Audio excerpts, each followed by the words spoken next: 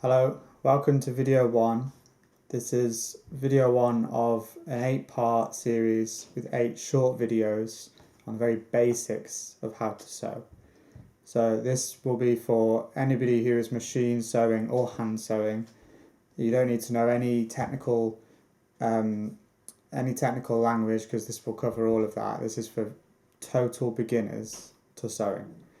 So in this series of videos, this is the first one, so the 7 after this, we're going to be looking at 5 different seams, and then we've got 3 topics in the next 2 videos before we get onto the seams, which will be vitally important to know before you begin sewing. So the next video we're going to cover seam allowance and the basics of what that is, and we're going to cover hems and double hems, how to sew them. And then in the video after that, which will be video 3, we're going to be looking at how to make your seams look very professional, and that's by a process called pressing. So that video will be on pressing, and then we've got our 5 seams that we're going to look at after that. So seam 1 would just be the regular seam, as well as just some basics of sewing seams in general. And then the 4 seams after that are going to be specialized seams.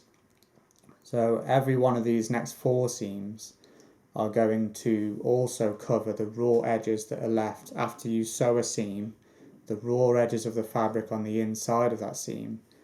If we don't want to leave those raw, we need to finish them in some way. So all 4 of these seams will completely hide the raw edges inside the seam itself as you sew it. So those 4 seams, they're called the half flat felled seam, the French seam, the true flat felled seam, and then the faux French seam, or the mock French seam, which is the similar to the French seam. So those are the 5 seams that we're going to learn, and before that we have 3 topics that we're going to look at in the next 2 videos. They're all going to be short. Every product that I use at all, I'm going to find a link for them and link them.